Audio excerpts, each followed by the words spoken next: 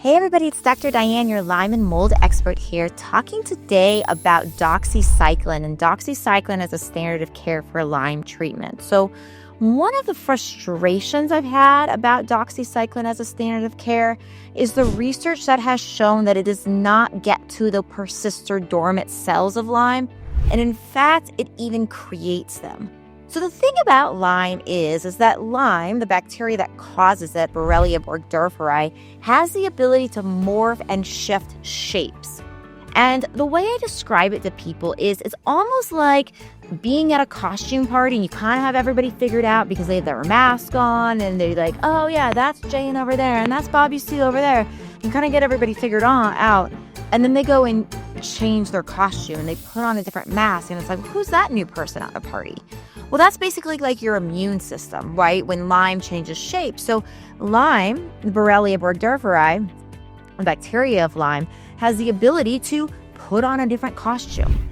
And your immune system, when it figures out, oh, this is how I fight Lyme, Lyme can actually transfer into a different form, right? So with doxycycline, one of the things that it does very well is kill one of the forms of Lyme disease. The problem is that it will convert Lyme and convert the Borrelia into this different costume, into these dormant cells and these persister cells.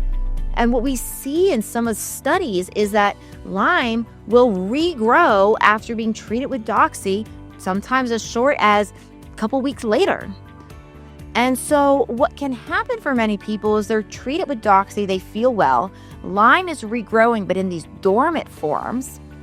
And then the dormant forms aren't super active, so somebody might not feel bad initially. But what makes the dormant forms come out of hiding is a stressful event.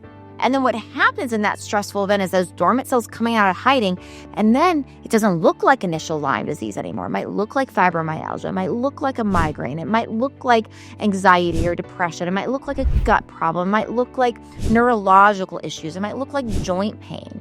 And so people aren't thinking Lyme because they thought they took the doxy and that got resolved. So it never triggers people. Sometimes they even ask their doctor about it. And many doctors aren't triggered to even look into it because it's already been treated. So that's one of my biggest problems with doxy. And I'm not saying it doesn't work sometimes for some people, but for many people, they have these resurgences later and they don't even know that it's Lyme disease.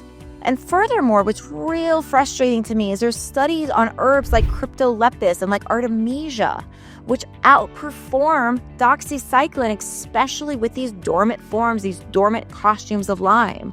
So there are things we can do to really prevent these dormant forms from coming back, but that is going to be beyond doxycycline. So even if you decide after talking to your doctor that you want to use doxycycline, in my opinion, why would we not combine it with one of these other herbs like Cryptolepis or Artemisia, which are so good and are beyond and outperform doxycycline in research with really getting to those dormant persistent forms of Lyme disease? So I hope this has been helpful. Please do share this with anybody that you think would need this information. Thanks a lot for your support, and I'll see you in another video.